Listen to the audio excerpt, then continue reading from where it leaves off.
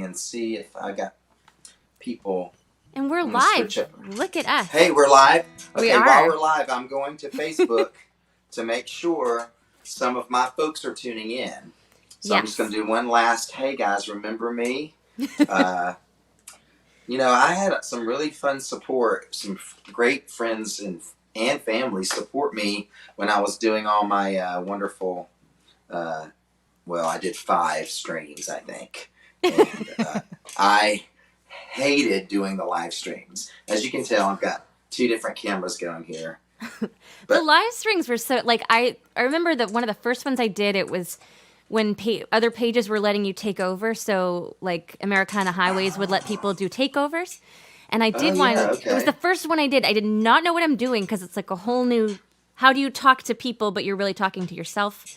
And, people would randomly leave nasty comments. And I couldn't. Oh, really? Yeah, I couldn't handle it. It was Who does that? Yeah, why take the time? I don't have time to do that in my day. We were in a pandemic, and a lot of people had a lot of time on their hands. Yes, good point. I chose to go to the river. I became a kayaker. Really?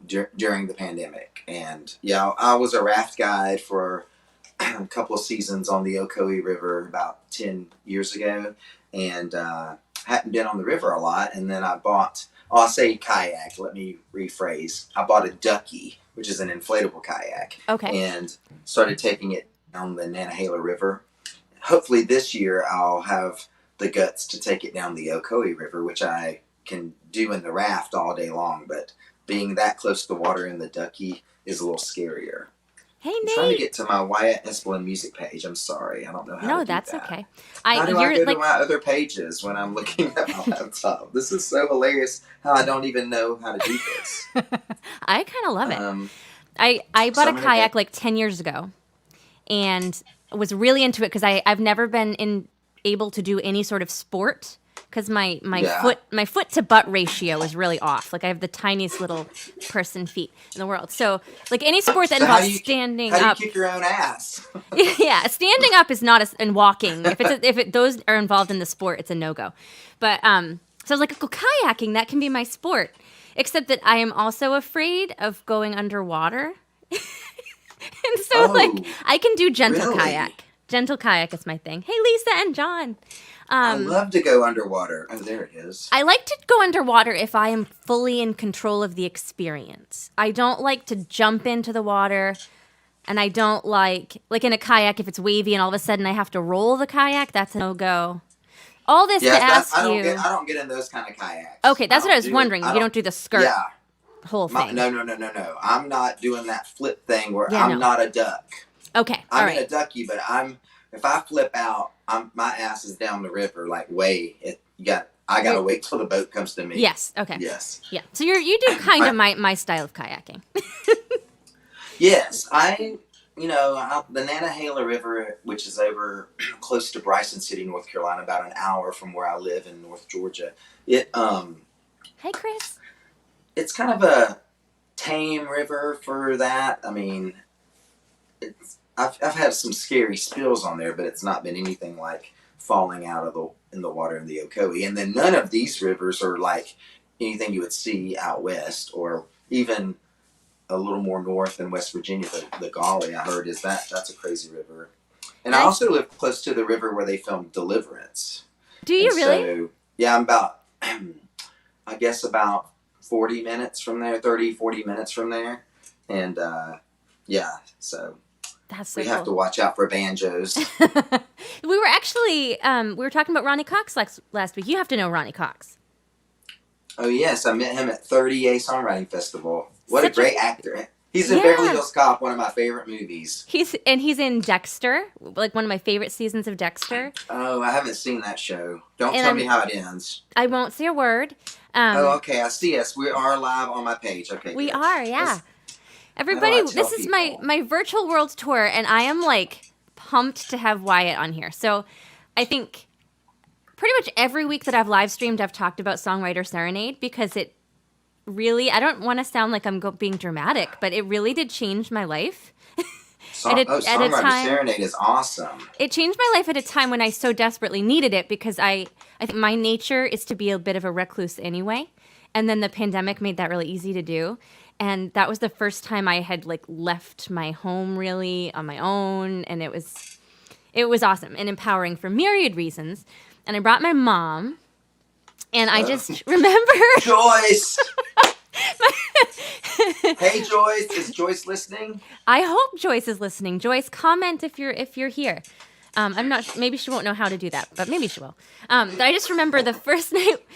Now, I didn't really understand what Songwriter Serenade was. For everybody who's watching, it's a songwriting competition, and I knew that it was on a ranch. And in my brain, what a ranch is this really rustic thing with maybe no running water, and like really old-fashioned bunk beds. That is not what this was. My mom's here. So we got there the first night and realized it's like a really, this is a fancy ranch. Right? It's a fancy ranch. And the first person we saw was you. And my mom looked at me. Oh, that's right. My mom looked at me. She said, "Oh, we're going to have fun." Yeah, I had been driving all day, and I was in a good mood when I got to the ranch. I was so happy to be there, and we were kind of jamming when y'all showed up, right? Yes. And I remember. Leanne Barron is here and says, "Hey, Wyatt." Hey, Leanne. I hope you're feeling better. Leanne's had some, I think would you break your ankle, or you broke something? She said she broke something. She was going to come to my show in Hendersonville, North Carolina a couple of weeks ago, and couldn't come because of something. I have to go back in. But anyway, I hope you're feeling better. Yeah, me too. Thanks for joining us. When I was like 2 weeks pregnant, I broke my ankle. So I had morning sickness and a broken ankle. So like if that's what it is, I am feeling you. it was traumatic. Wow. Oh, that's right. You have a little boy, don't you? I do. He is 3, and he is something else. And I should have told you this earlier, Wyatt. Generally, my guest does the first song. Is that cool sure, with you? Yeah. Are we ready to do a song? Yeah, just about. So for everyone who's just tuning in, and if you've never joined me on a Monday night before, I do this every Monday, and most of the time I have a guest singer-songwriter, and I started this at the beginning of the pandemic as like, well, if I can't tour, I'll just do a virtual world tour. And my goal was to have a singer-songwriter from every single state so that I could say, well, I didn't do that. But I'm just so pumped to have Wyatt here because you really are like, in case I don't want to make anyone else feel bad. I will just say that you are one of my favorite takeaways from 2021 and the Songwriter Serenade. So anyway. Well, thank you very much. Thank you. No pressure or anything, but you needed to know. Well, you're one of my favorites as well. Oh. I'm going to play your favorite song that you like. Yay! Wyatt Espalin, everybody. Let's make sure we're looking good on the tuning. And I have to wear my hat when I play a song, so I'm going to take these headphones off and do this number. And if you're wondering why I'm looking down a lot, it's because I have my laptop down here, which is where I'm seeing what's going on, but I'm singing through my phone.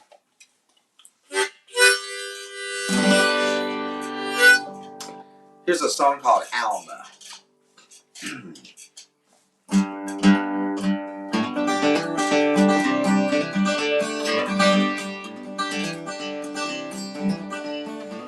They've all been asking about you while I was trying to forget you.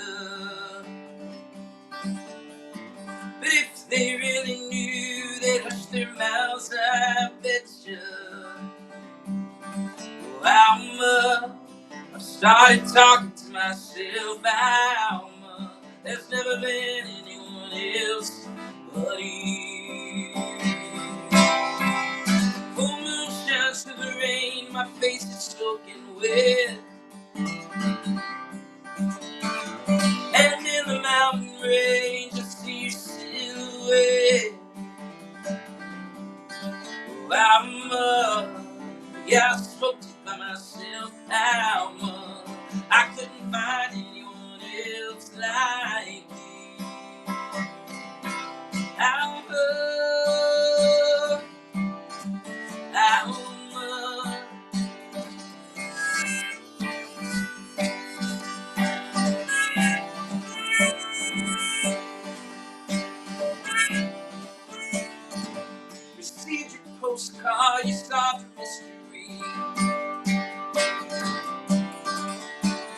Sorry you broke my heart, well that was news to me.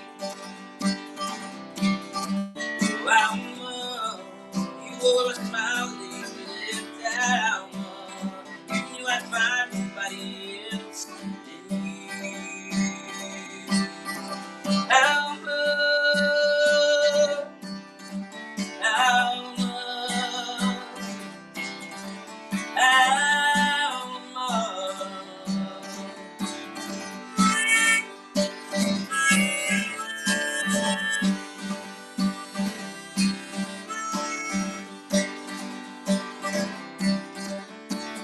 Drove through your town today, I'm away from Jacksonville. We had a gig at 8, but still found time to kill. I'm hearing all these songs that I write now. Don't let me feel alone tonight. Thank you. Alma, Alma, Alma. I've been talking to myself. Alma, I couldn't find anyone else. I couldn't find anyone else.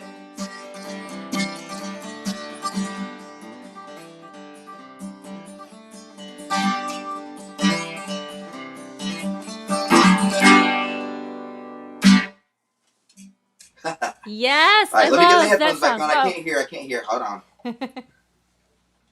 Sorry, we're going to have to do this all night because I have to wear my hat when I sing. Is that weird? No, I like the hat. Okay. You can't. Let's see if I oh, can you wear the can hat hear. with the headphones. No, that don't work. You need a strap. I freaking love that song. So that was the first song I ever heard you play, but it was with fiddle.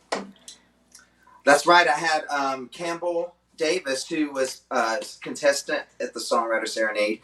I taught him the chords right before y'all got there because Tom McDaniel, the host of Songwriter Serenade, hopefully he's watching.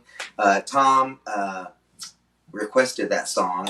You know, that's one of his GD songs. You know what I'm saying? That's an inside joke to all you Songwriter Serenades. That's one of Tom's GD songs, and and he requested that one, and he had gone to get a beer, and so while he was doing that, I thought, well, let me play it on fiddle. And Campbell played this really funky rhythm because Campbell doesn't play bluegrass usually, and so I really liked his vibe on that, and so I started playing fiddle on it, and now I can't remember how he did it. I was going to try to remember how he played it, and I know you walked in, the way you walked in a really good version of that song that will probably never be recreated ever again. So that was called Magic. That's called Magic. It was absolutely magic. And I was just like, and so, all right, here's what you need to know. So that I went on that trip with my mom, and then this might sound so lame because I'm a grown ass woman, but I haven't traveled by myself very much in my life. And back in November, I went to Missouri by myself for some shows, and I'm like, wow, I am an empowered woman. But anyway, my big thing was making a driving playlist, because usually when I'm with my husband, we're listening to what he wants to. And so my driving playlist was your train song and Alma. Really? Okay. Yes. They traveled with me right through Missouri. It was beautiful. Well, those, especially if you could see some mountains in the background, maybe some of the Ozarks. I don't know what part of Missouri you're going through, but if you could see some Ozarks, maybe that would have fit right in, you know. It's not something I'm you surrounded see by every the day. Appalachian Mountains. I'm surrounded by the Appalachian Mountains, and so a lot of my songs are inspired by that imagery, and that's just beautiful. So killer. And my son loves the train song too. Oh, good. You got to send me a video of him singing it, because I'm going to put together, I've got about 10 kids now. Doing the train song? My friends and family have sent me videos of their kids either singing it or requesting it or pitching a fit when it goes off. And so I have these great videos that I'm going to put together soon. And so you got to capture him singing it if you can. And I will. I'll add him to it. Oh, I cannot wait to see that. Mike Ryan is sing? here. Hey, Mike Ryan. Hey, Mike. And my friend Denise is here, and Cindy says, hey, Wyatt. And Keith is here. Hello, Keith. And T. Roche. Hey, Cindy. And T Phil is is here. And Mickey. T, aren't you at the casino tonight, girl? She's probably saying the same thing about me. So my other note about Alma is I have a song called Oh Alma. And I think that's what another reason I loved it so much. I'm like, how many songwriters have a song called Alma? You know, is that a common name? It's not a common name. you? It's actually an old lady name. Actually, Yeah. my nephew asked me one time if I only date old ladies because I have a song called Alma. I have a song called Daisy. I have a song called Oh Meredith. I have a song called Eileen. So I have one called Lorraine, like the old lady Oh, names. yeah. Yeah, that's a whole thing. My sister-in-law said to me the other day, so I had gone to see the new Agatha Christie movie, Death on the Nile. Oh, yeah. Was it good? I heard. Sandy Is it says good? hello. So I walked out of the movie theater and I thought to myself, Sandy. that was a great movie. I loved it. And then I Okay. went on to read some reviews, and the first review I saw said, this movie is made for today's old people. Oh, okay. And then I said The ones who can't go to the theater and see it. That's great. and then my sister-in-law said to me, she said, what century do you feel like you should have been born in? Because it wasn't this one. Oh. I'm like, oh, okay. So Well, yes, I don't anyway. get an old lady vibe from you at all. And I was around you and your mom both, and I didn't get an old lady vibe from your mom either. She seems fun. Let's go hang out. I wanted to go to Austin with you guys and party. My mom is a hoot. I know she is. I had a good time with Joyce. All right, what you going to sing for us? All right, what am I gonna gonna sing? sing? Oh, Alma? No, you know, Alma? if I'd been thinking ahead, I would have practiced it. I'm going to sing an anti-love song. Okay, since it's Valentine's Day, all mine are going to be that. Yeah, I'm going anti for this first one. All right. And I don't even know what to say about it. It's relatively new, and I had been going through like my whole catalog of recorded songs and realized how many songs I wrote about this one particular asshole. And I thought, like this guy's just taking up he's taking up too much of my brain space. And it was one of those and I talked about it with my therapist and this whole thing, and she said to me, I explained the whole thing, and she said, you do realize that he was just like grooming and manipulating you, right? And like none of that was real. And I felt freed. It was so wild because this person, like I'd never had my heart broken like that before in my life. And even though I'm happily married now, it still is a thing that, sometimes pops up in my mind. So anyway, this song was kind of born out of that, trying to just like get this person out of my head and let him go. And now my guitar's out of tune. And I don't know if the song's good or not, but it feels good to sing it. So I'm gonna sing it. You got to get in that mindset that there's no bad songs. Yes. I mean, if you can write a song and it's a song to you at least, I don't think it's bad. Yeah, I mean, the whole point is to make somebody feel something, right? Like, even if it's just me. My friend Christian just popped on and said, anybody that thinks that I'm living in the wrong era didn't know me in my Scorpion Bowl days. Thanks, Christian. Those days were a thing. All right. Scorpion Bowl, that's awesome. All right, here I go. I really need an assistant to push my reverb button so that when I'm talking, there isn't all this awkward reverb. All right.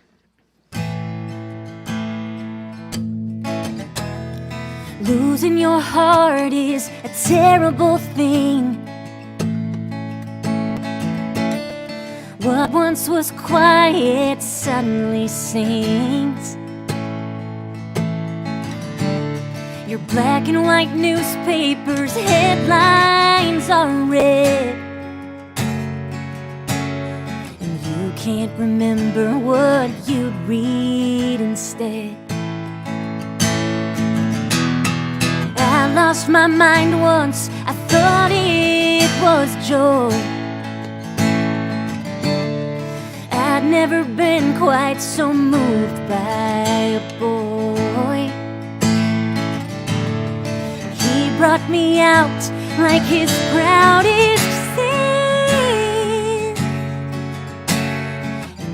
didn't know the trouble I was in. When you've been taught that the only way out is a man who has swooped in to save you, it's hard to see that it ever could be you alone. And it's gonna be hard, there's gonna be days you won't save nothing. But losing your heart is a terrible thing. This is the Wyatt solo in my mind.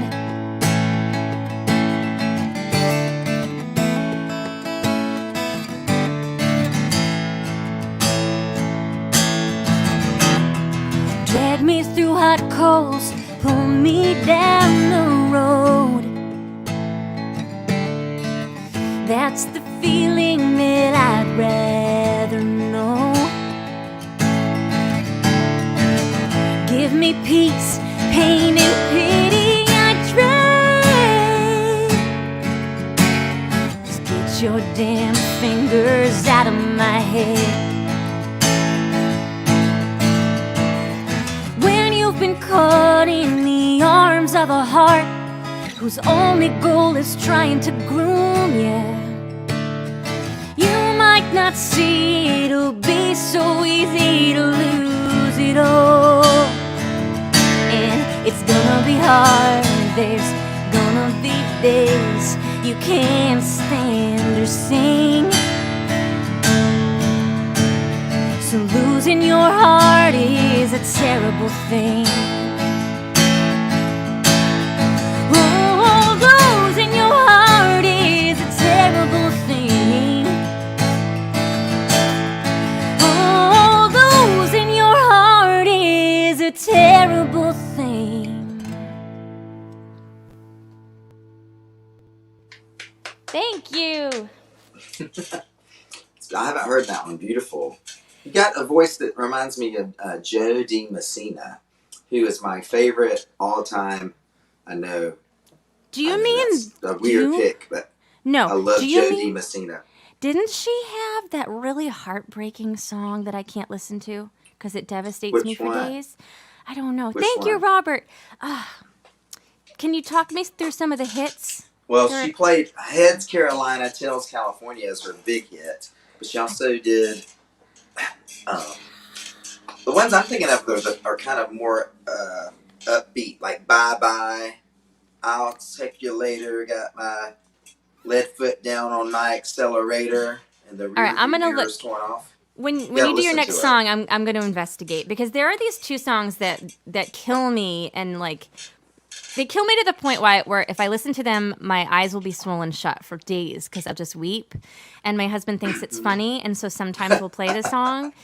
I don't think it's funny.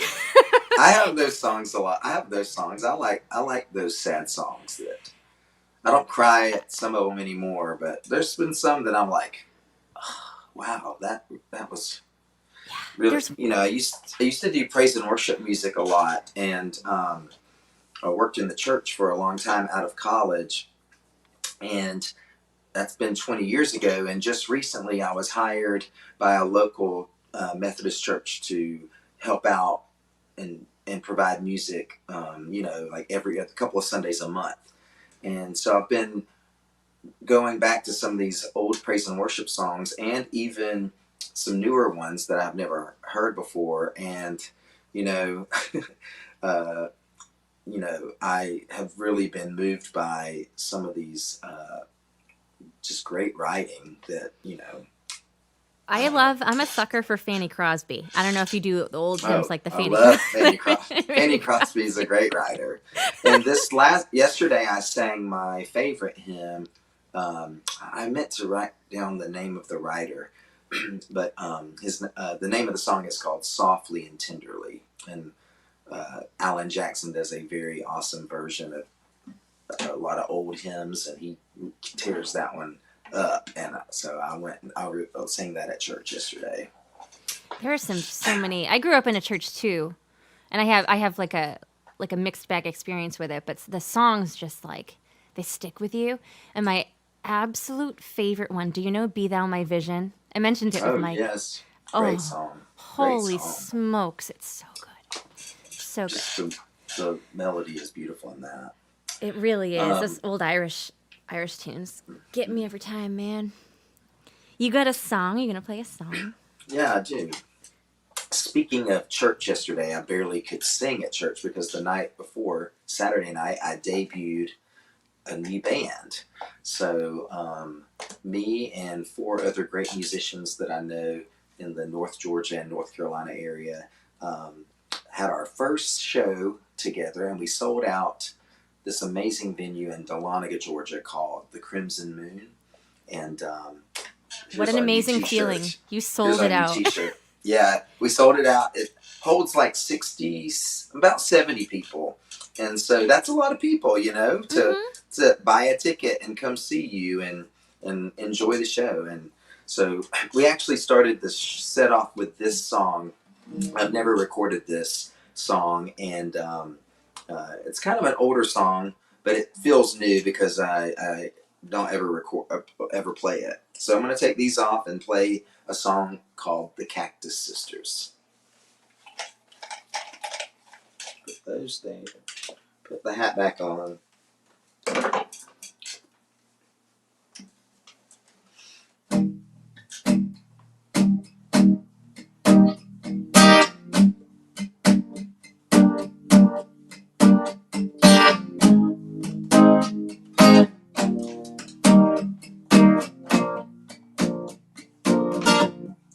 Looking out at all of this cotton candy that hovers over the desert, leaves my eyes so heavy. I want to shout, but I can hardly whisper. See, I was up all night, I was singing with the Cactus Sisters. They're hard to get close to. What am I supposed to do with no one here to embrace me?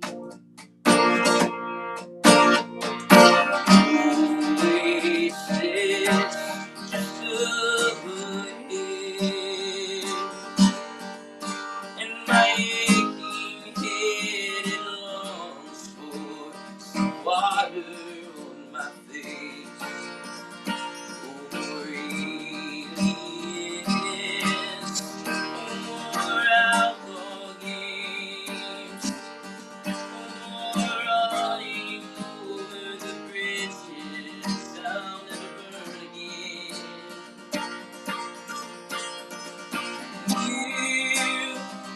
Hard to hold on to. What are we going to do with all of this heat? I can't walk on your sand. We don't come out here alone. Reflect on wonders gone. Will I come back a better man?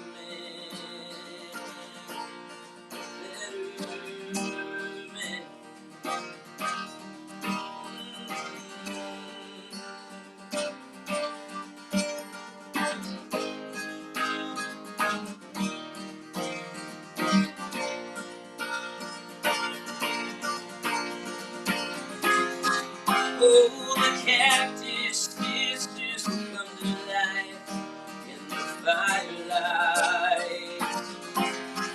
They will dance for us tonight. They will get it right.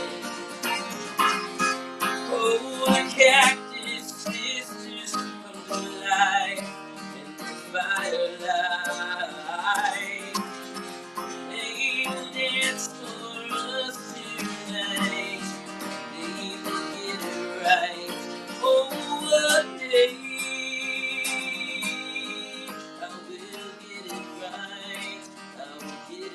right. Maybe one day I will get it right.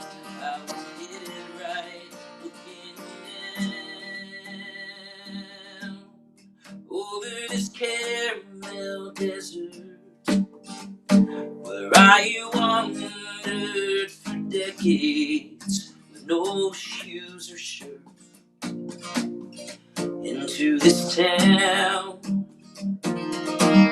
kindly spared by the twister, where for one night only you can hear me sing with the Cactus Sisters. Get my ears on. There's the Cactus Sisters. I'm such a friggin' fan of yours. Okay, hold on. Thank you. I'm just fangirling. It's the coolest thing to be a fan of your friends. It's like, God. Did I accurately hear the word theremin in there? Theremin. No. What would have been instead of theremin? No, my vocabulary is not that big. I mean, let me tell you, that song was, I don't like to say what my songs are about, but that particular song is a metaphor for my music career, honestly. So you got me with this, maybe someday I'll get it right line. I was like, in there. Yeah, someday I'll get it right. Yes, I try to, that's that whole, we were talking about, be specific but broad. That's my broad line. Everything, all the other lyrics are very specific, and you're like, what is he talking about? Like, is he hugging a cactus? But I was thinking about Indigo Girls when I wrote this song, and this was before I met them, but I've had the privilege since I wrote this song to actually go on and play shows in front of them and on stage with them. I've got to play fiddle with them and sing, but because of my awesome friend Michelle Malone, I've got to go on 2 tours with Indigo Girls, who are my favorite artists, and they both use very awesome vocabulary and big words in their songs. So I've had to look up because they're, they're what they call in the mountains learned. They're learned. They've been to college. They've been to all the years of college that you can do. See, I got excited. Like, I like to stick random words into my songs. Okay. And then I'm just proud of myself that I did it. Some not necessarily that it's a good song, but it's more like an intellectual exercise. Well, I'm not gonna look up theremin, so just tell me what it means. A theremin, I'm gonna see if it fits. It's that wacky instrument that you don't touch. You just manipulate the sound waves. It's a theremin. It's a theremin. It's got like an ooh thing. That would be perfect for that song because a cactus is something you don't touch either. Look at that, see?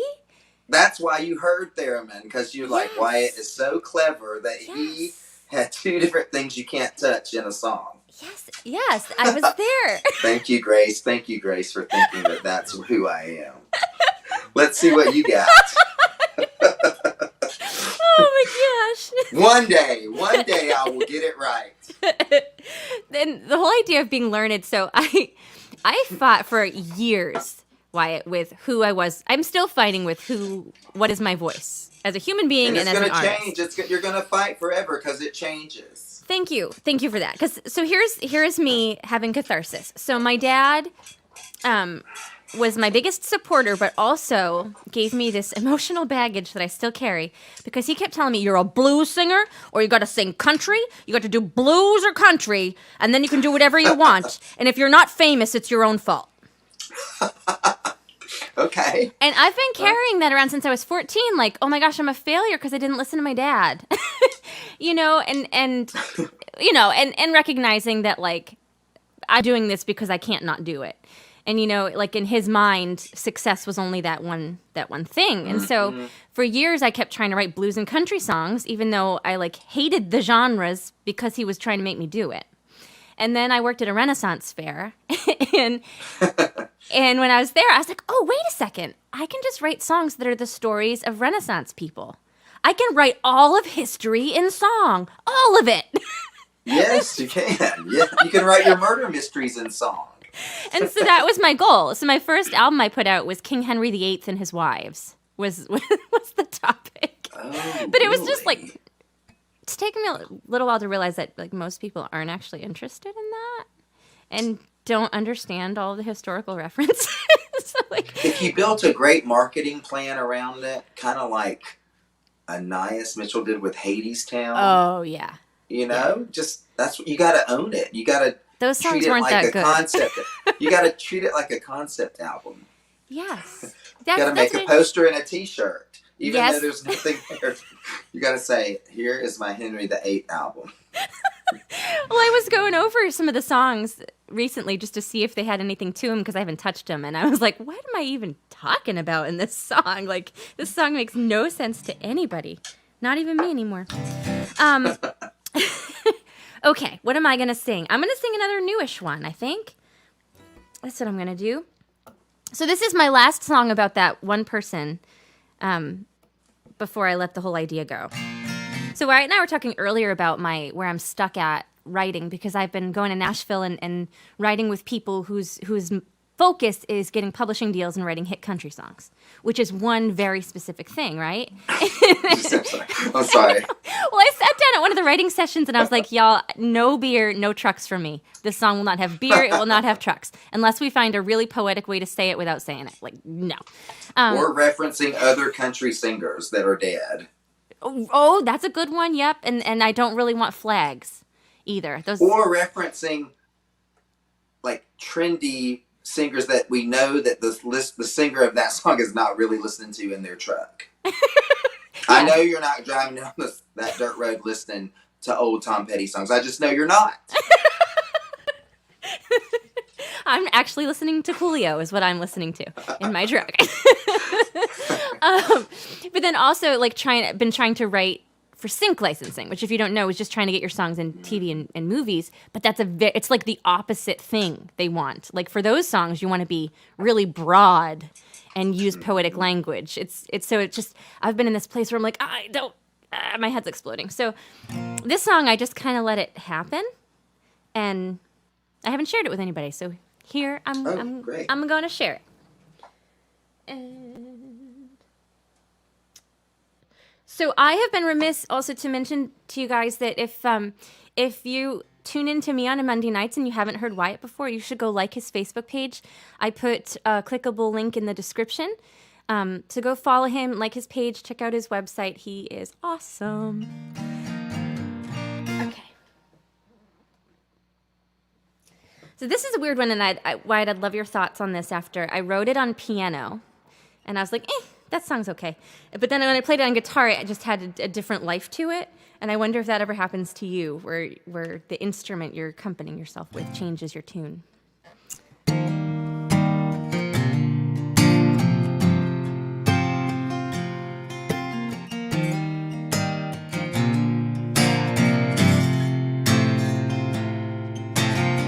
Sometimes I dream about you. Sometimes I pace the floor, wishing these silent movies wouldn't plague me anymore. I've moved on, I think, but in quiet moments, like washing dishes at the sink, I remember throwing back a bottle of wine. I was so sure that you were mine. I was wasted all that time.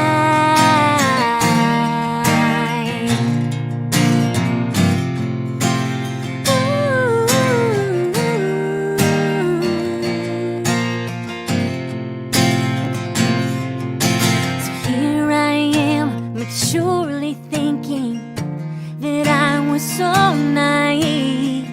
You could have said anything, and I would have believed. I've moved on, I've grown, but in my weaker moments I still go back, and I remember throwing back a bottle of wine. I was so sure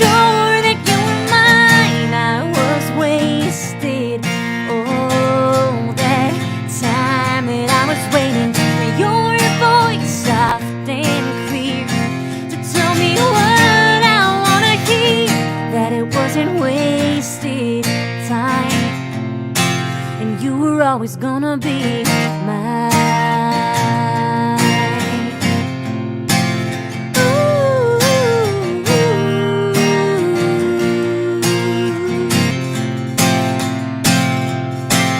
You knew your prey, I know you did when you brought me home.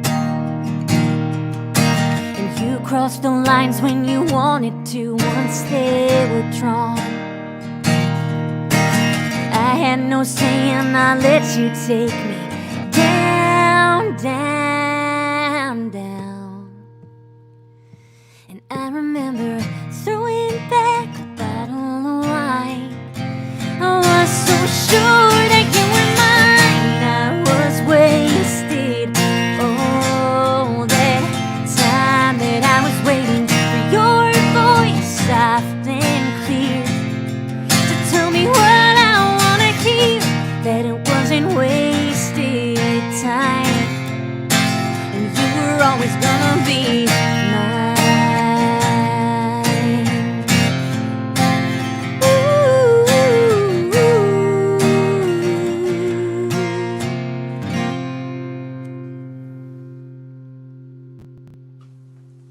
Yes, that is a hit. That's a hit song. Great hook. Thank Your you. voice sounds amazing on it. I want to come play shows with you because you're playing all the keys that sound good on the fiddle. Can we do that? I yes. desperately want to do that. And you're playing, and I don't know how to pronounce it. Awanda Green. I was there last August. Have you played there before? I try to do it twice a year. I love that place. I love it. So cool. Yep, And incidentally, speaking of history, because I know everyone's really riveted by it, right next door, or like across the street, is a cemetery, which is a bunch of people who escaped Salem, Massachusetts during the witch trials. Oh, I did not know about that. Which is near where I live, because I didn't mention where I am. Yeah, Yeah. you are in Boston? Well, I'm more like Cape Cod. Okay. Yeah, but I'm not rich like Cape Cod people, but I do live near Cape Cod. Am I your first Georgia artist that you've had on your virtual world tour? I think you might be. I should have had one of those pushpin maps for this, That would so be that cool, so that I could succinctly answer your question. But I feel like you might be. And I've never been to Georgia. I've always wanted to go. You've never been to Georgia? No, I've been Not even Georgia Atlanta. adjacent. No, I've only been adjacent. Well, there's some great towns in Georgia. Well, I'm it's right on on the North Carolina line. I can be in North Carolina in 6 minutes from work. Well, you know 5 what? minutes. Here's what would help me in my quest: is if we set up some real in-person shows, and then I could go down there, and then you can come up here, and we could do a whole thing. I don't know what your thoughts are on singing on Cape Cod, man, but I've been up there once. And where'd you play? To play or just to visit? Yeah, well, we were on that Indigo Girls tour, so we went all through the. I love how cavalierly you mentioned that. I did that Indigo Girls tour. Well, I was in a van, driving this van, and it was. I'm trying to remember. We went to all those states in that. What's it called? New England. I couldn't think of what I was trying to say. New England is what I was trying to say. Yes, all those states. Yeah, all those, that cluster F y'all have up there called New England. That's where. And I have a friend named Nancy who hosted Michelle Malone's band in, did I say this right? Gloucester? Gloucester, yeah. Gloucester. It's Yeah. not wow, it's Gloucester. Gloucester. Yes. So we played at this little church in Gloucester. And we rang the bell outside this old church, and I kept saying, "Burn the witch! Burn the witch!" Of course you did. And, because that's an ignorant Southern thing to do when you're ringing a bell in Gloucester. But, yeah, I had a lobster roll that changed my life, so yes. I would love to go back. And Nancy wants to have me back for her a birthday party sometime this year. So honestly, it's very feasible that I'll be coming up there August or past or later. So well, let's make that occur. Okay, even if that doesn't work out, I still would like to come up there. And so the first half of my year is booked up, but the second half I was just thinking you could call it the cluster tour. You could just tour New Ooh, England the and cluster, call it the cluster folk tour. The cluster folk. Yes. Yes. Yeah. Oh my goodness gracious. That would make Let's me the do it. happiest camper. Let's do it. The Let's do it. cluster. I mean, it really is its own thing though, right? Like when you're driving like we get to Connecticut and we feel home because New England, like all the states kind of feel like one cluster. Yeah, I mean, it was beautiful. My favorite part of the tour was when we went to Woodstock, New York, and we went to the Big Pink House, where the band recorded, or you know, they did all those Bob Dylan basements and stuff. I don't have the real history there, but Woodstock, New York was awesome town, and yeah, it was great. Burn the witch. I'm just picturing you doing that. Yeah, redneck up there in northeast. Was it Minnesota? No, Massachusetts. I get all the M states. Massachusetts and Maine is up there. Minnesota's over there. Yeah, which I've been to Minnesota too. Minnesota's a different thing. I got to go to a bunch of states, and I've had the privilege of playing in a lot of different states, and I think my favorite is I love North Carolina or Texas. My brother lives in Arizona, so I go to Arizona a lot, and I like playing out there too because in Arizona they don't hear like my style of music so much with like the local artists that play in the brew pubs and everything, and so there's a lot of. I'm going out there. I'm playing the Tucson Folk Festival next month and another thing, and it was like most of the gigs available are brew pubs. Oh yeah, it seems to me. I would love to play that festival. Honestly, I keep forgetting to enter. Don't they have a songwriting contest or something? They do, yeah. They have the songwriting contest. You can apply for a main stage, a paid thing, and then there's a bunch of no-pay spots. But I think that it's well-attended and people buy merch. I usually Which is a great segue. Spots. Guys, if you like our music, you can buy our merchandise. Oh, yeah. Please I'm a really good salesperson. Did that work? Yeah. I'm terrible at it. I just display it behind me. Where can we buy those shirts? I'm going to put them online when we get off because as I was hanging my mannequin here, I thought, well, this is a dumb idea because they can't go buy it online yet.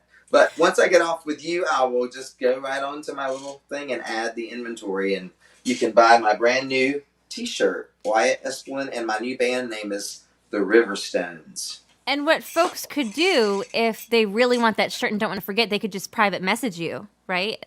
Oh, yeah. Go ahead and private message me now. Yes. And that'll be awesome. And I will get to you right after the stream because guess what? It's Valentine's night at Wyatt's house, and that means I got nothing to do. Do you have a song about that? 46th Valentine's. And got myself some chocolates. As you should. And no, I don't have a song about that. I don't think. That's okay. But I have a song called "Year of the Rabbit" I'd like to play. Yeah, I want to hear it. Okay.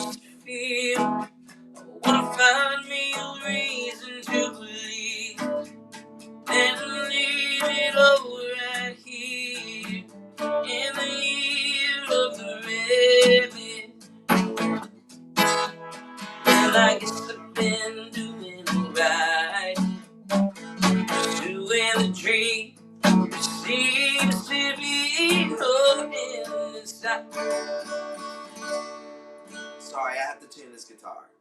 I heard you had Mike Ryan on as a guest, and I listened to some of that, and I remember you asking him the question, what do you do if it's out of tune? Do you keep going, or do you stop and tune? I stop and tune. I just can't. And I don't think there's a right or wrong answer to that. Where were you, Wyatt? I got a feeling hoping that the best is around the bend. With some healing and some rest and some good loving, I'll be on the mend. Wanna get myself crystal clear in the year of the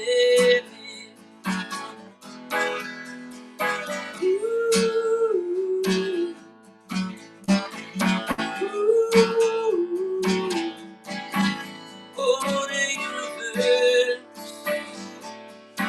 she's a friend of mine.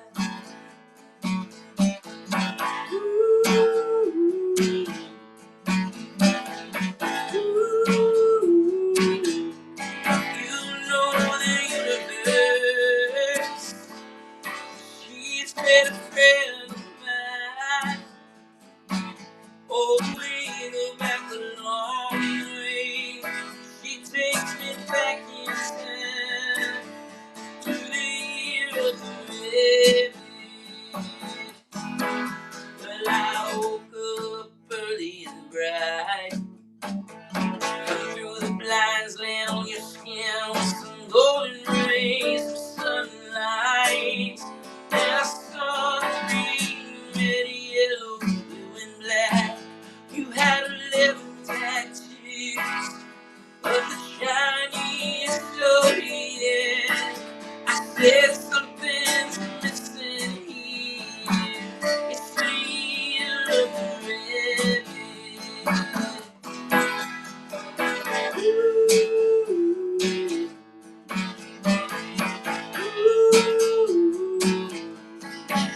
Oh, the universe, she's a friend of mine.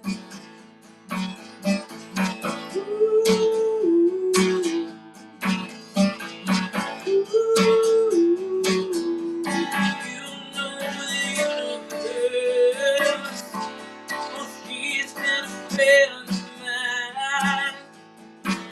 Oh, we go back a long way.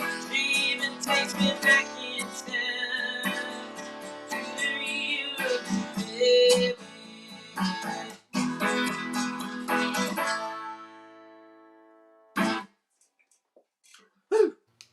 It's impossible not to harmonize with that song. Oh yeah, I was about to say, sing along if you know it. That ain't something you see every day. Oh yeah, I was like, there's something you don't see every day. That's my favorite phrase. My Keith mom really used to liked say my that sales phrase pitch. all the time. There's something you don't see every day. Yeah, that was my mom. My mom would say that. She would say, "There's something you don't see every day," and that's how that song came about. The one you're talking about. We're gonna sing it later. You'll sing it with me, right? Oh, I love Can we sing that. harmony? Can you sing with me? Like, will it match? There is a way to do that on here, but I am not technologically savvy enough to do it. There might be like a lag, right? That there's a way to do it without having a lag. I just don't know what that way is. Okay. Well, you're asking the wrong person here. But I could try. I could try some ooze. I was just thinking about things that my mom says, because there are a lot of Joyceisms. And a new one, I always just assume that they're things she made up. So like Joyceisms. So many good ones. But whenever she's with my son or like changes his diaper or something, she always goes, "Feet up, pat him on the po-po, let's hear him laugh." Right? So I thought my mom made that up. And I was like, oh, what a cute thing. I'm going to make sure my son knows that. So we sing it all the time. Come to find out she didn't make it up. That's a real song. Feet up, pat him on the po-po. Let's hear him. Yes. It's really cute. It's by a guy, I think his name was Guy Mitchell in 1952. Really? Yep. And it's just about his new baby son. And it's just a cute little ditty. That is cute. I like that. I'd like to hear Mom sing that. Down here in the South, po-po means something else. Does it mean something inappropriate? It means police. Oh, okay. All right. Yeah, like, we say that that's too. That's the po-po knocking on the door. My mom's laughing. Oh, is she? Feet up. Pat him on the po-po. Mom, give us another Joyceism. Yes. She's a freaking hoot. Your mom is so supportive. She's probably sent me three very encouraging messages since I met her. And she was so encouraging when I met her in Texas at the Songwriter Serenade back in October. It was a joy to meet her and be around her. So, and both of you too. But too. I think that, and Mom, if you want me to stop talking, you just give me a hand up. Somebody else used to sing Pat Him on the Popo. Patricia, I know her. That's my clogging friend. Hey, Patricia. Look at that. Mom, someone else knows the Popo. My mom used to sing that too when she changed my baby brother. Wow.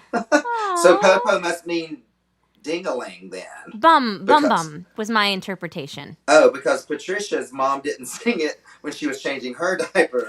She was only singing it when she was changing her brother's diaper, so confirm that, Patricia. I can't believe I just said ding-a-ling on your show. Sorry. That's all right. Ding-a-ling, Maybe doodle, we'll get whatever more you call followers. it. Now they're going to start flooding in. You'll never believe what's going on over here on Facebook. They're talking popos and ding-a-lings.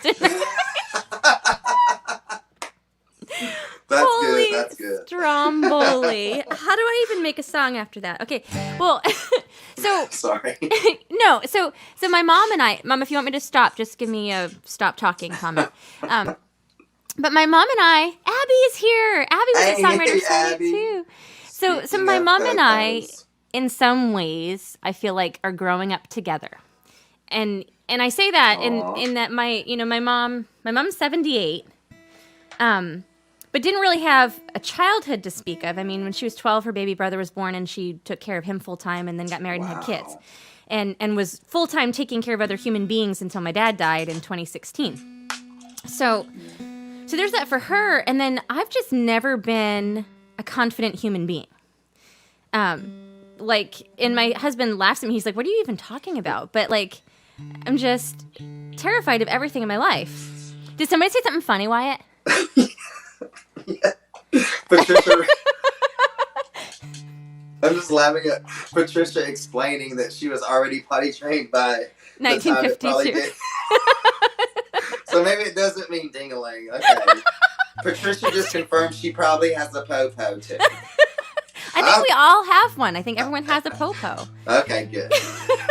Oh my gosh. But anyway, the thing that I always envied people who seemed really self-assured in any setting.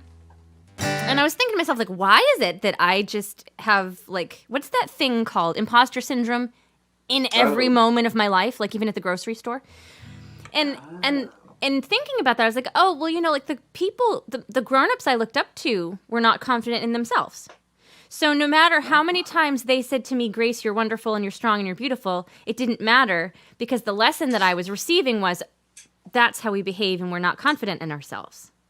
Like my grandma. That's deep. Well, I think about it because I'm a mom, right? And I didn't want that to pass down to my son. So, and my grandmother was so afraid of herself that she didn't leave her house for 25 years. Didn't even go outside. So this song was trying to instill some confidence in myself, but in a way, wishing I could go back in time and infuse it in them, Mm-hmm. And it's only, I say this every time I play it. My friend Denise is the reason that I play this song, because she told me that it meant something to her. And Jane says that Southerners have their own language. Is that bless your heart? Yes. Because I know Jane. What that means. Yes, we do have our own language. So, yes, a lot of it's we're a lot of it we're trying to get out of our vocabulary because it's not kosher to say some of those things. Put a pin in that, because I have a note about that with my son, too. Okay, good. All right, good. Southernisms. Abby says Southernisms. All right. Let's see. And thank you, Jim. I really appreciate that. All right.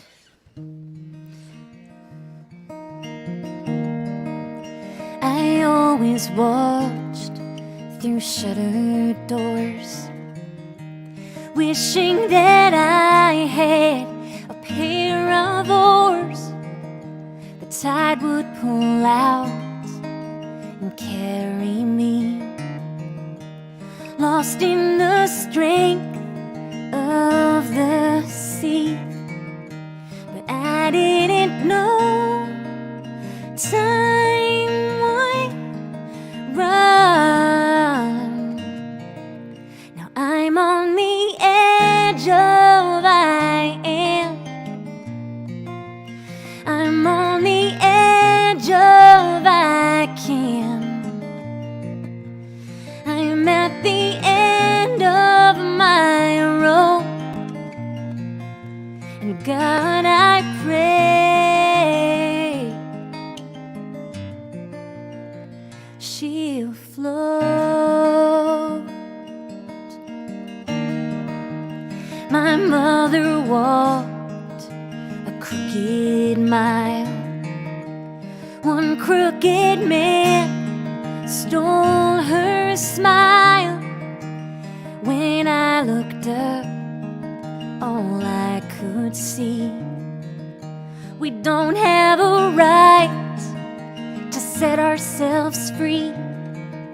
But she didn't know time would run.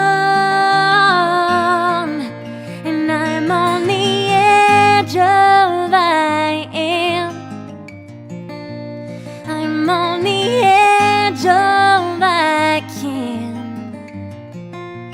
I'm at the end of my rope, and God, I pray she'll float. She'll float.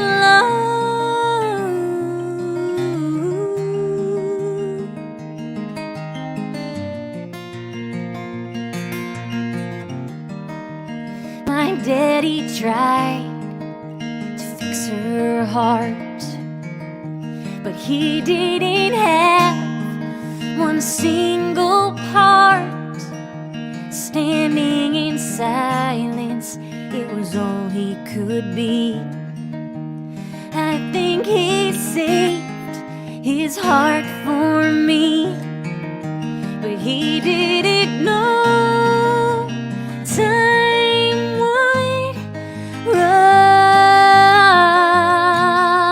And I'm on the edge of I am. I'm on the edge of I can. I'm at the end of my rope, and God, I pray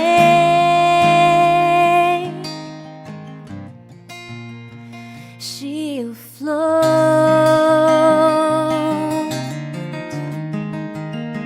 She'll float.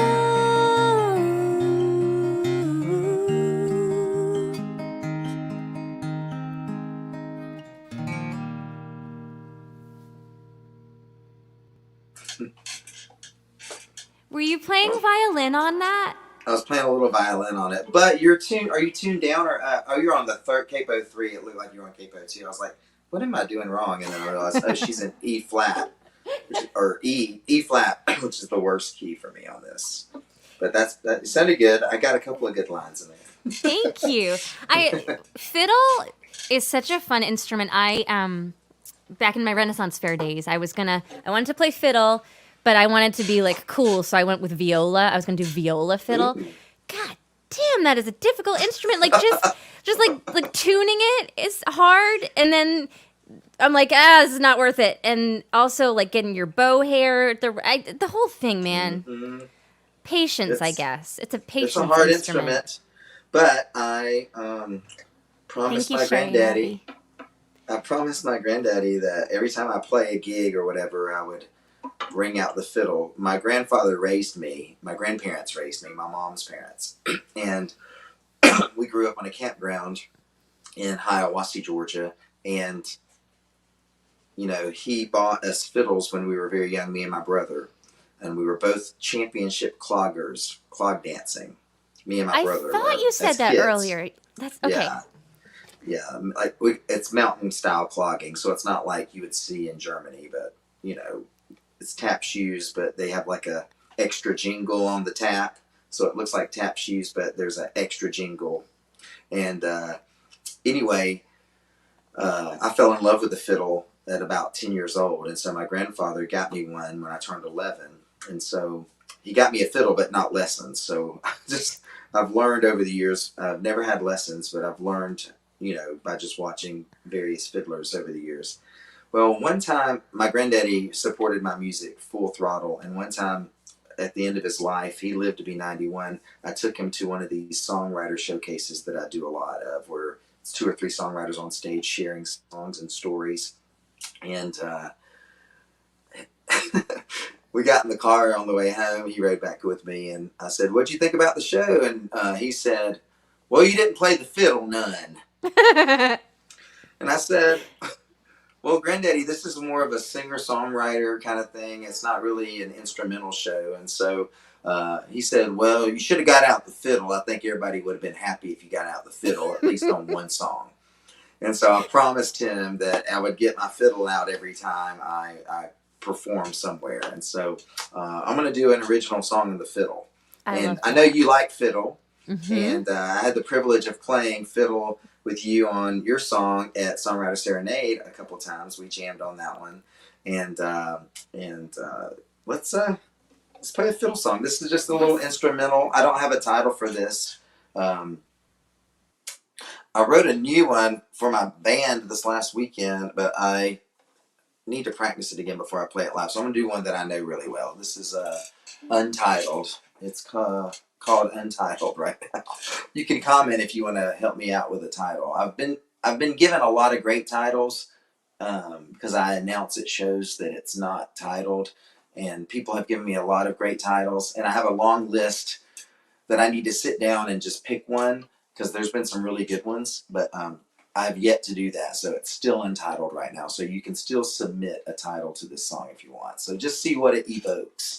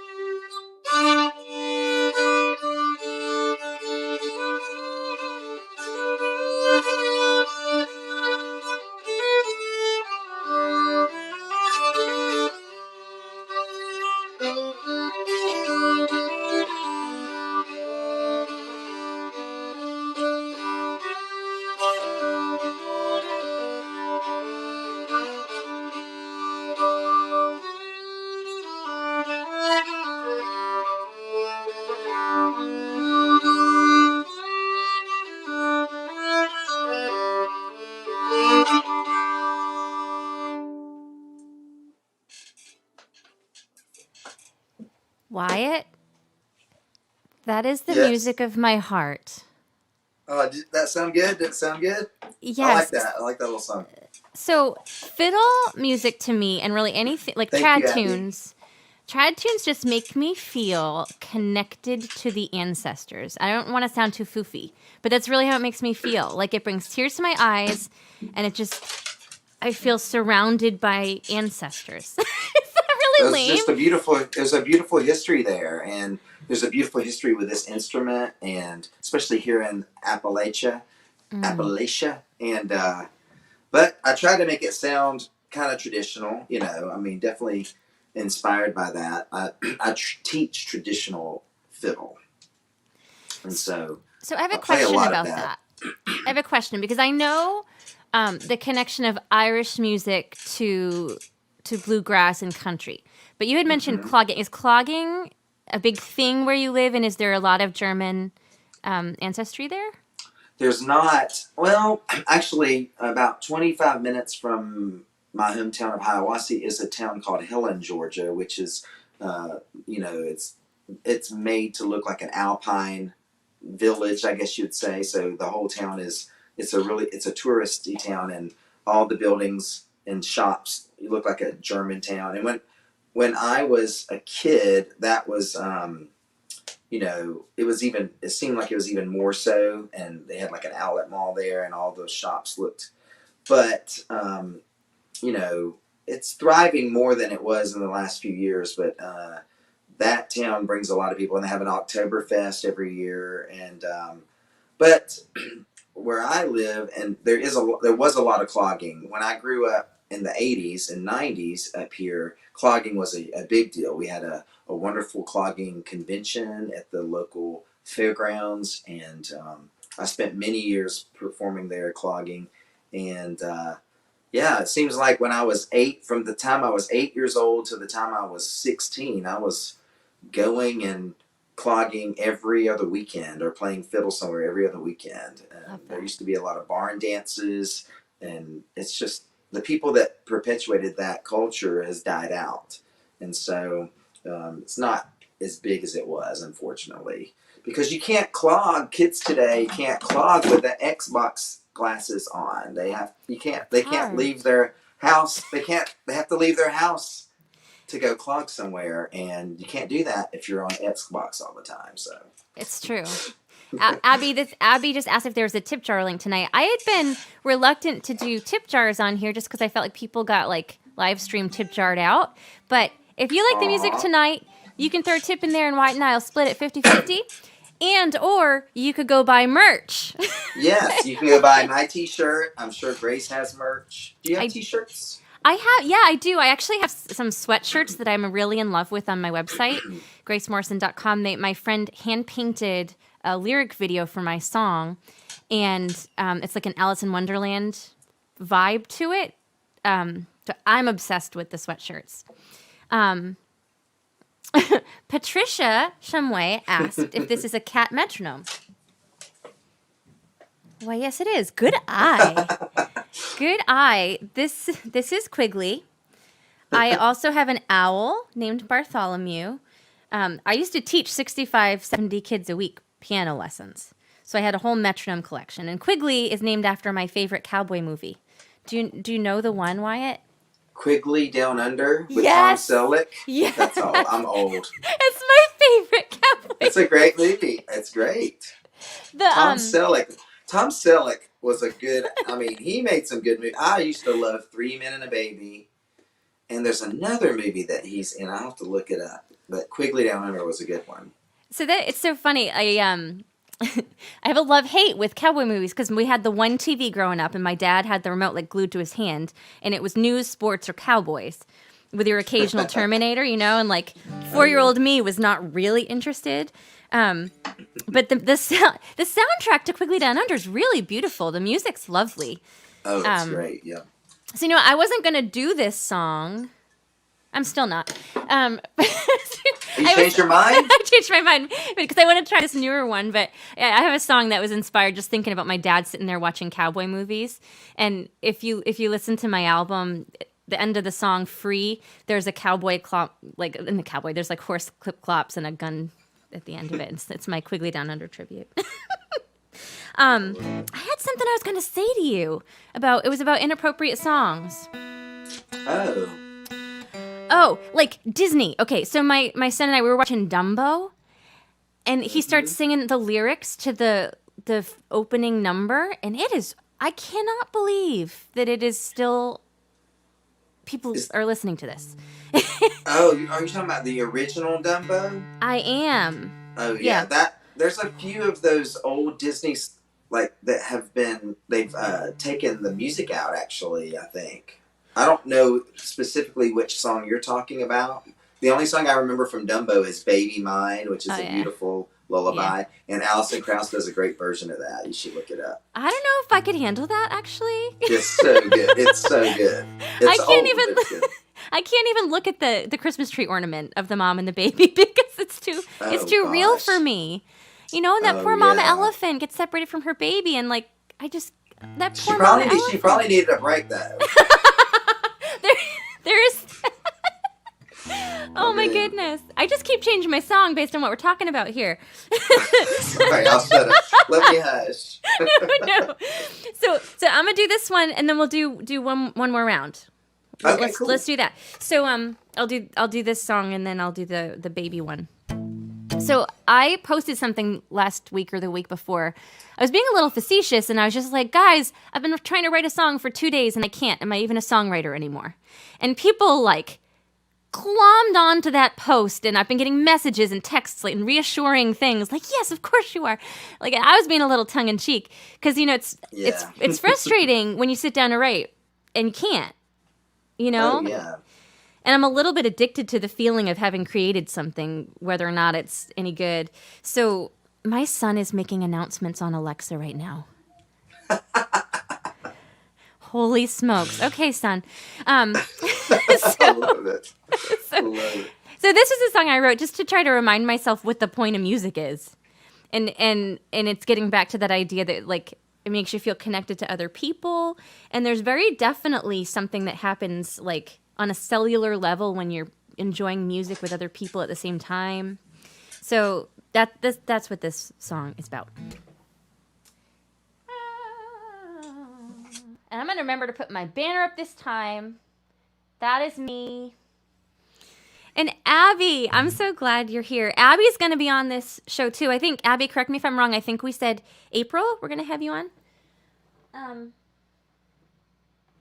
Okay. My dad would like this song, I think, because the other thing he always used to say to me is, Grace, you got to get them toes tapping. If you didn't get a toe tapping, you failed. So, anyway, my toe tapper. Most days it's get up and get to it, don't think too hard. Put yourself right through it, get in your car. Forget for a minute that you drive too far. And get lost in a song that can bring you back to your heart. 'Cause all we've got to know is we're not alone.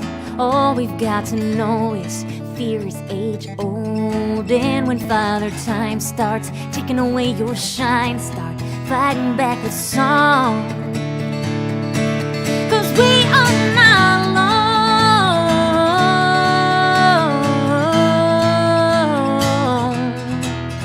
I've been grinding away at a job that don't pay my worth. Smiling through it all makes your soul hurt. Remember for a minute that you used to glow. Sometimes all it takes is the rosin on a bowl. 'Cause all we've got to know is we're not alone.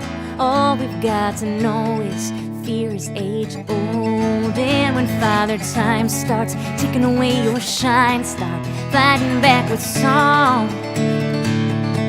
'Cause we are not alone.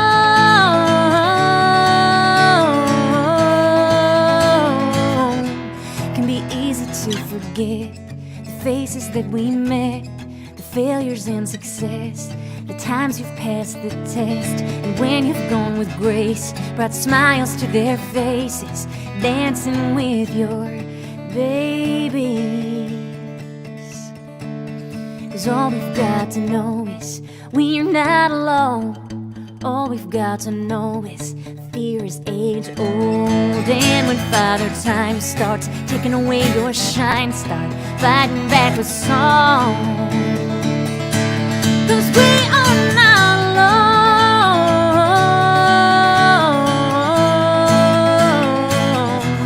No, we are not alone.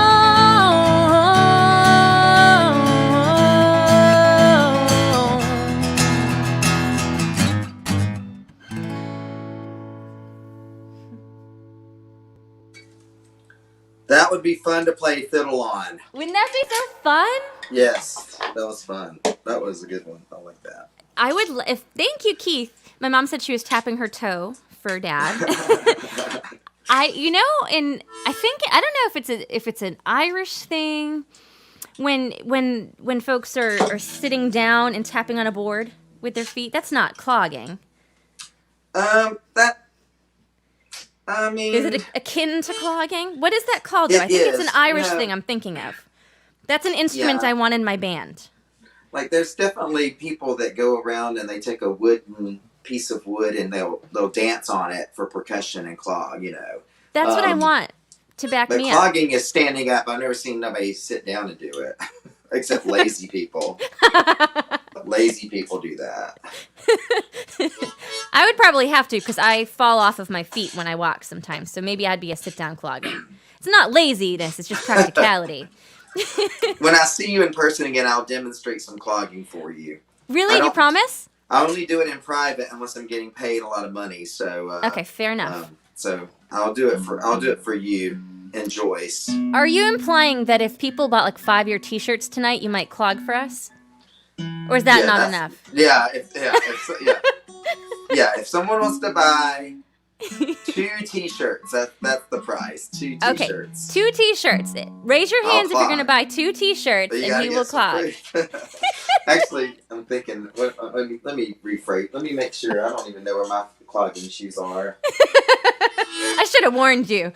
Actually, you know what's so funny is when in preparation for tonight, I had to drive from Atlanta a couple hours away, and got here basically just in time to throw a background and get crap off the floor and stuff. And so I still need to figure out my camera situation because I know you are seeing the top of my head, but this is the only way I can see Grace, and I have to see who I'm talking to. But anyway, I was tearing down these boxes looking for some lighting because I have one of my friends gave me like the whole setup with the big light and the tripod for when we were doing pandemic shows.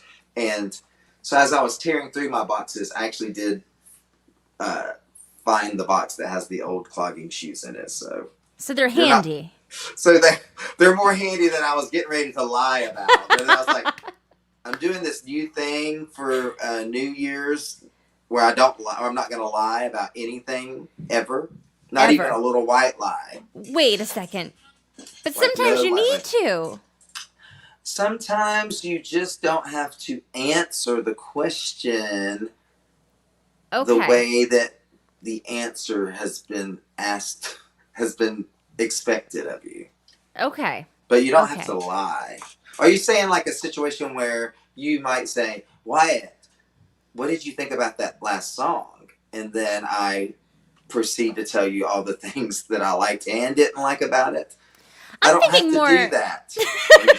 I don't have to do that. I can just say the things that I liked about it instead of, unless you said, Wyatt, what did you not like about that last song? Then I could say what I personally didn't like, which should not matter to you in the sense of what the song is, I was thinking more like, there are times... Did I just poop my pants?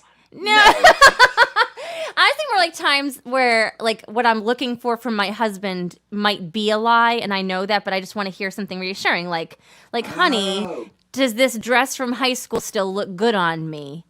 I might like to hear, yes, honey. Do you know what I mean? Yes. Like, there are some occasions, and maybe that's just a marriage scenario, though. Well, I look at that as a relationship. No, not to. I know this is lighthearted, but I don't mean to get serious here. But it is Valentine's Day, and let the relationship expert right here tell you something. Tell me. But that is a relationship thing, and I would question myself: why do I need a yes from him? And then here's the answer you really want to seek: do you need a yes from him? No, you want a yes from him. But if you don't like the way you look, do I need it?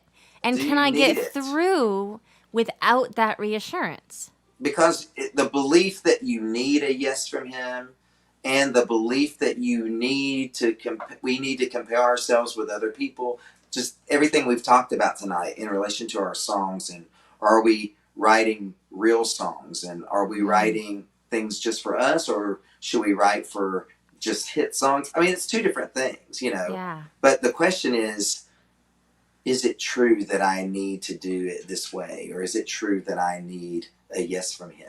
And to all you Valentine's couples out there that are fighting tonight, or just annoyed that you have to spend time with this person because today was the day. Or blowing up unnecessary smoke up your partner's ass, like what I asked for all the time. Yes. The question you just changed my last song again. Yeah, the way I do it is I just save the smoke for me, and I blow my own smoke. Well, sometimes outside. It's a jet. Okay, I was like, what was that going on outside? It could be a bear or a jet. It's either a bear or a jet. That just reminded me of one more relationship thing, since this is Valentine's Day, that I will share.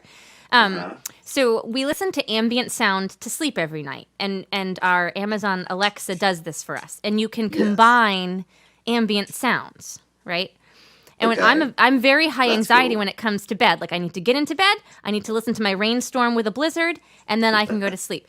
My husband's latest thing that he likes to do is find the most atrocious ambient sounds to put on because he thinks it's so funny. And meanwhile, I'm like, who in the hell put this on there thinking anyone would want this? Okay, so the other night he put on Airplane with Clock. Airplane with Clock. Do you know what that sounds like? It sounds like an airplane with a bomb about to go off. No. Then he had one that was like fan and typewriter. Who wants to listen to a fan with a typewriter? And then they've got office noise. Office noise. Who wants to listen to ambient sound office noise as they fall asleep? Anyway, I wouldn't want that at all. I had to get that off my chest. I used to work in an office where everyone talked about each other when they would go to lunch, and so so it'd just sound like a bunch of women gossiping. Just a moment. Just a moment. Actually, I just downloaded a new ambient sound. I don't do Alexa because I don't want anybody hearing everything that's going on in the middle of the night. It's very creepy. Alexa can hear you and she's recording what's going on. But I put on Kitchen Hood Fan. Because I used to work in a restaurant, and so it just puts me to sleep. It makes me dream about waiting tables. But it's nice and steady. It's not like it's very steady. Yeah, I can't do the ones that change. Like, no. I can't do Rainstorm because then the thunder comes in and I'm like, what was that? So, yeah, well, see, that's my issue with Ocean Waves. It's like comes in and then it goes away, and I'm just like, no, just come back again. Yeah. You know, it's the constant. And apparently, Aubrey Atwater clogs sitting down. Oh, hey, Patricia, I see your message. I will. The folk school she's referring to is the John C. Campbell Folk School over in Brasstown, North Carolina. And it's a great folk school where they hold classes for a lot of traditional, like, artistry. You would love it, Grace. You should come take a class. Actually, I'll tell you which class you can come take. And here's a plug. In October of 2022, I am teaching an Appalachian songwriting class. Really? And I'm going to be talking about, like, the old Appalachian ballads and murder ballads that made their way over, and how that kind of music has inspired my own songwriting just growing up in this area. Even though you might not get that from a lot of my songs, but some of my songs you can, and I'll talk about those influences. So, I love that. You are speaking my language. You would love it. What is is there a website I can pop up while you're doing your next song? Google, I don't know the exact website. It's, maybe Patricia can put it on there also, but it's the John C. Campbell Folk School in Brasstown, North Carolina. And actually on Friday, March the 4th, every Monday, Wednesday, Friday, they live stream a morning song on their Facebook page. And I'm performing morning song that morning, a little 30-minute set, on Friday, March 4th, I believe. And then I'll be teaching that class this fall. I think it's October 9th or something. So go check that out. Sign up for my class. I think you can go ahead and sign up for it. And what do you want me to play? You want me to play the train song? Is that what you... You don't have to. I like the train song, but I like all of your songs. So I'm a little nervous only because my voice is really gone, and I have to just... And in order for it to sound good, I have to shout it. Oh, my cousin Brian's in here. Hi, Brian. The party starts now. All right, I'm going to attempt it. Here is a song that Grace requested called Train Track. If you know it at home, sing along. Some of you I know on here know it.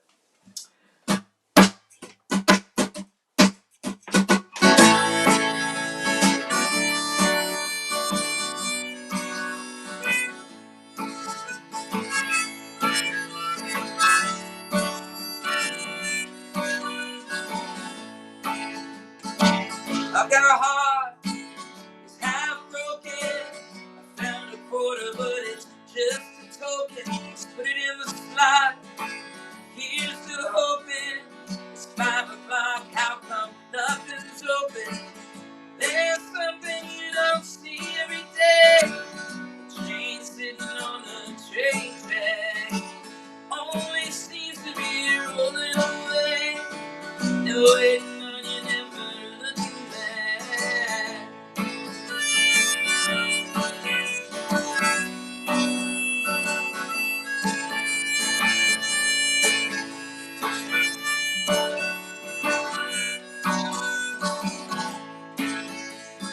Backstage at Eddie's, she heard me singing. She was getting ready when she caught the ending. She tried to be nice, but she don't like pretending. I took her advice, why don't you ask me sitting?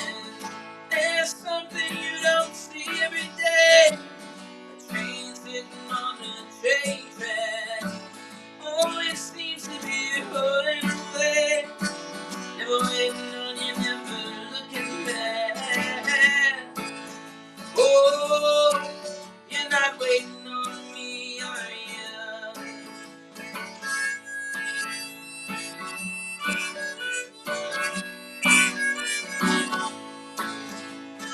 End of the season, still no hurricane.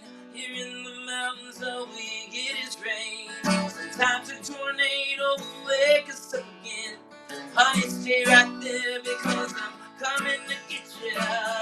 There's something you don't see every day. Here it goes. On the train track, always seems to be rolling away. Never waiting on you, never looking back. Oh, you're not waiting on me, you're not looking back. Oh, you're not waiting on me, you're not looking back. Whoa, you're not waiting on me, you're not looking back. Whoa, you're not waiting on me, are ya? It's like taking every ounce of self-control not to use all my expletives that I love to use to tell you how much I love that song. Just Thank picture you me, so much. just me driving through rural Missouri, jamming out to that song. That was my November. That song, I love I it. want to say this about that song, that little refrain. Oh, you're not waiting on me. You're not looking back. So I wrote this song. I told you my mom kind of gave me that lyric.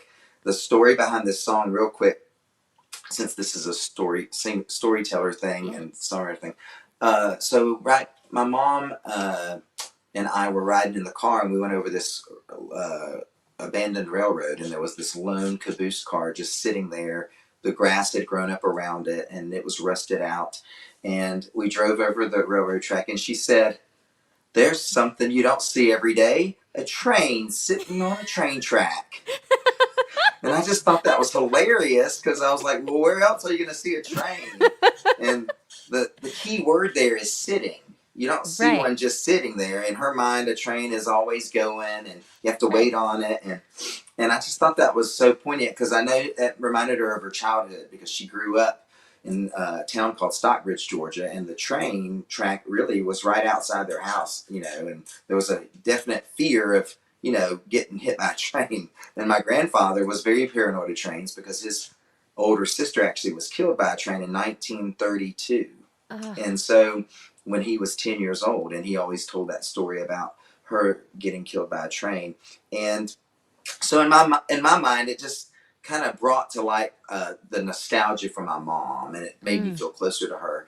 And I said, Mama, write that down. I got a little notebook in my car and I was like, write that down in my little songwriting notebook. I'm going to put that in a song someday. And she rolled her eyes, but she passed away about 3 months after that. Actually, it was just the anniversary the other day of her death. So it's been 7 years now.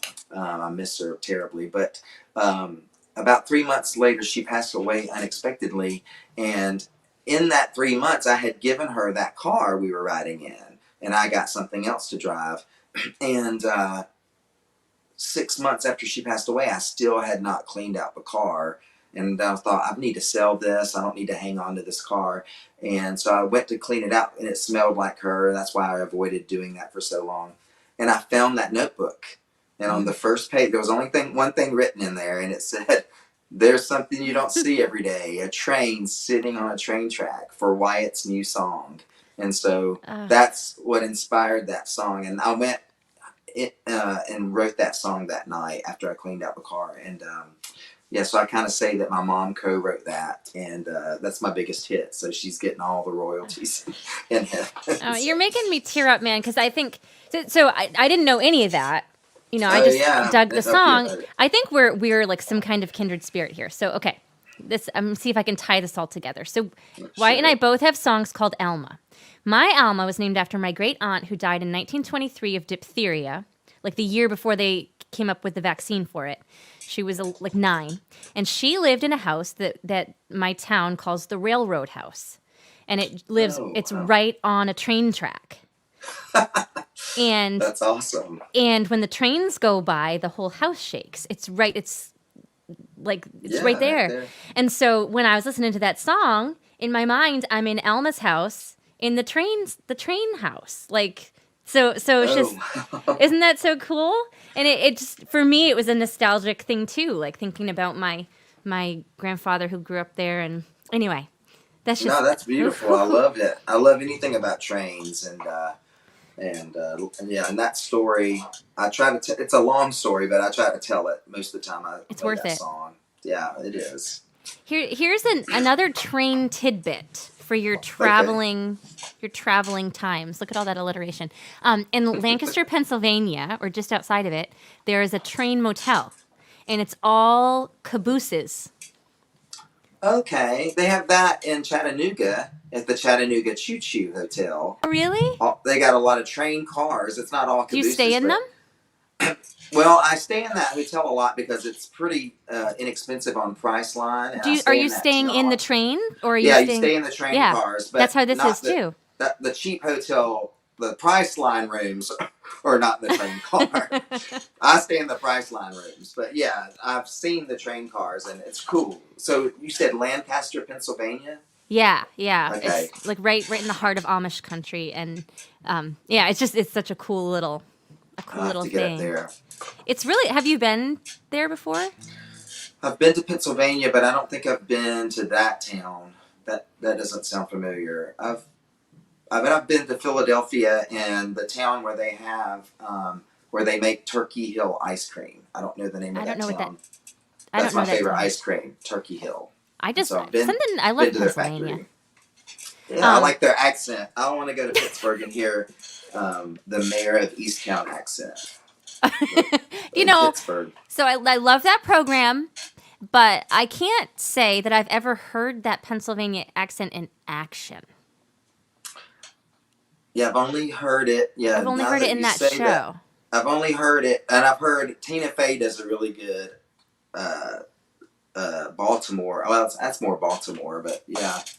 Yeah, I don't know. Yeah, I haven't been up there enough to be around the folks to hear them talk like that. I'll have to notice next time I go. I'm gonna have to keep an ear out. I wish I had a cool accent. I wish I had a cool twang or something. Are you serious? Yeah. My voice is so bland. I just No, you're full of malarkey. I believed you for a second there, though. I did.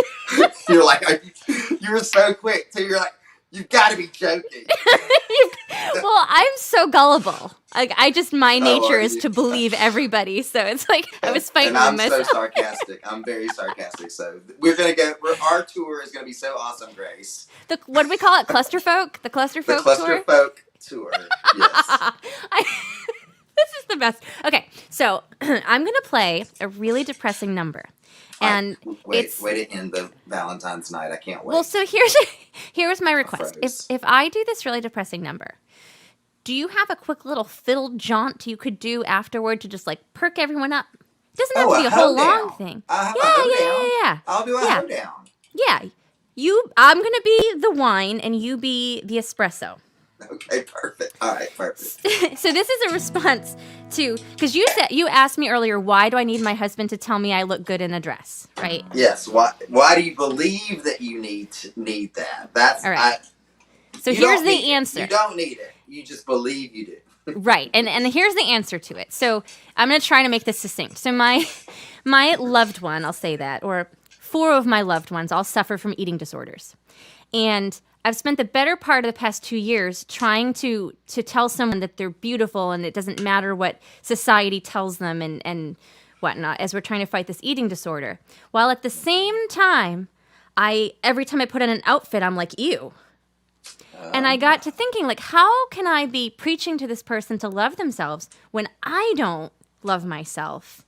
And isn't that the more important thing for them to see, is somebody loving themselves? Mm-hmm. You know, because that's a stronger teaching tool. So I was just thinking about like where that came from. And I think for a lot of women, it's just our whole lives is where that came from. You know, from the time you get a Barbie doll. Oh, exactly right. And it's constant, like, you'd be surprised, even if somebody knows that you're battling an eating disorder or struggling with body dysmorphia, it is so ingrained in us as humans to compliment weight loss or pick apart our own bodies for whatever reason. True. Yes. So this is my catharsis for that.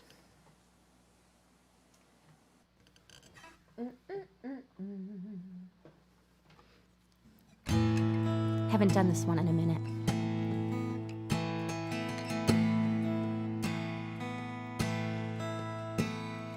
Ten.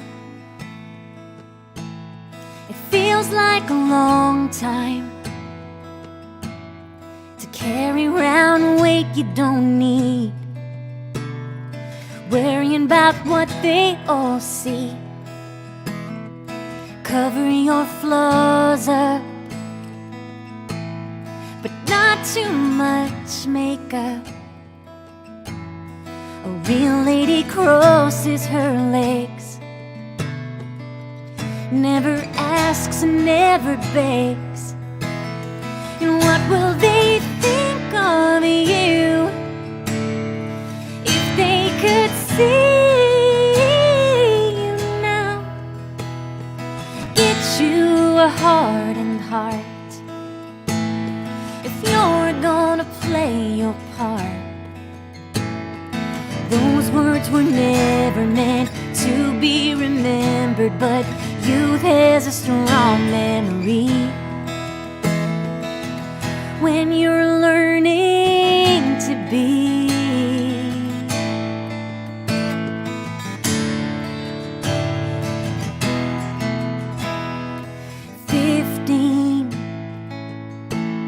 It feels like a long time, checking my face in the mirror, make sure my skin is clear so they don't see me as less than I wanna be.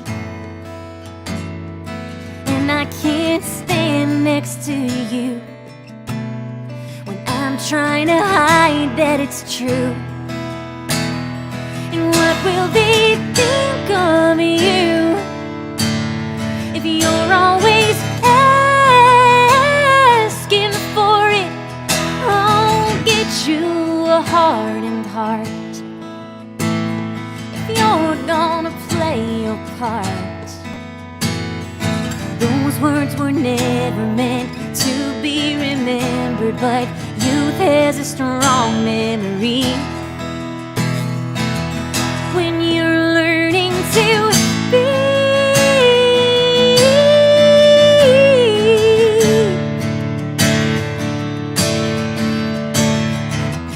I remember asking why God gave me sway these thighs like some kind of joke.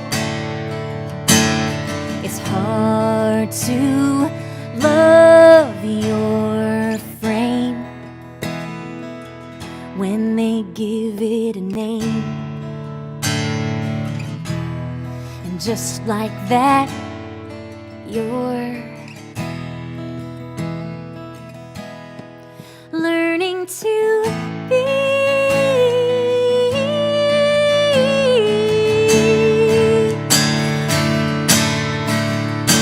Oh, those words were never meant to be remembered, but youth has a strong memory when you're learning to be.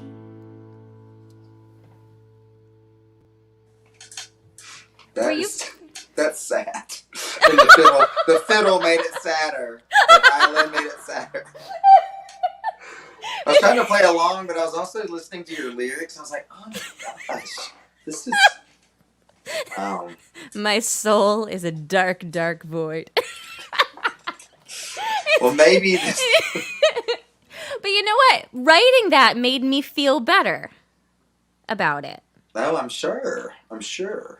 And then I'm going to end that thought on a positive note. Like, I have since, well, before that, I've had one moment in my life where I loved my body, and it was after I had my son. Because I looked at myself and I thought, wow, you are a badass. Yes. Thank you, Brian. I could not ever do what you did when you did that. But it's just, like, I'm so grateful that marketing companies are starting to at least try to show varied body types because, oh yeah, yes. Most of us are not Barbie. I'm wondering how long that'll last. I know. But it just makes me so happy and, like, makes me feel seen every time they do that. And I'm like, thank you, Dove. I think I'll buy your body wash now. Yes, I was going to let my Noom subscription run out, but now after hearing that song, I'm going to go for one more month. Oh my goodness. Wyatt Espalin, you are such a freaking delight. I'm like trying really hard not to curse. It's like, I think I mentioned to you, relatively new to me to be cursing all the time. It's really freeing. Fun. It's but really freeing. I'm just such a fan of yours, like as a person and as a musician. And you light up a room, you light up my internet. And I just want to remind everybody that they can go to your website. Oh, there's my website. Yes, go check me out. I'm going to be in Charleston, South Carolina, starting on Wednesday for 3 nights in a row. And then back up in North Carolina on the weekend. And, I got a lot of shows this week. So tomorrow I will not talk at all or sing at all. I'm going to rest this voice and just play the fiddle all day. So here, I'll play you this new one that I wrote. It doesn't have a name. I just kind of wrote it as a little Appalachian romp for the Riverstone show we had this weekend. But anyway, thanks again for having me, Grace. And bye, Joyce. And thanks to all my friends and family that tuned in tonight to watch some of this or all of it. And Grace, I'll see you in Nashville probably pretty soon. Maybe we can connect there if you're coming back there. I'll try to drive up and meet you if I'm not crazy busy that week. All right, here we go.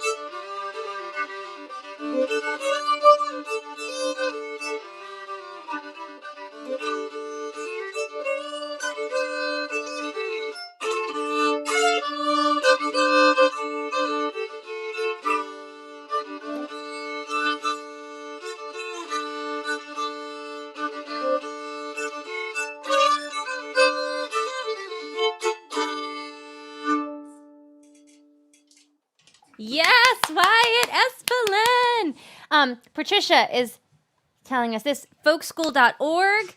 Wyatt's going to be teaching in Teaching October. an Appalachian songwriting class in October, yes. October.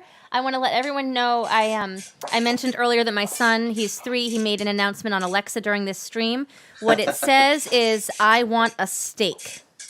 I don't actually know. I want a steak. I don't really know if he wants a steak.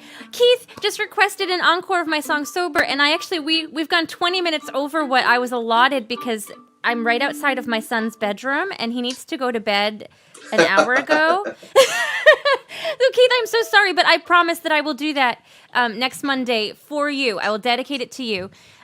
If you're a local person to the cluster of New England states, I'm going to be playing the biggest show of the year for me at the Zeiterion Theater on Thursday. There's still a few tickets left. You can get details on my website, and also you can buy my shirts there. And I'd love to see you in person. I'm sorry, Keith. I wish I could.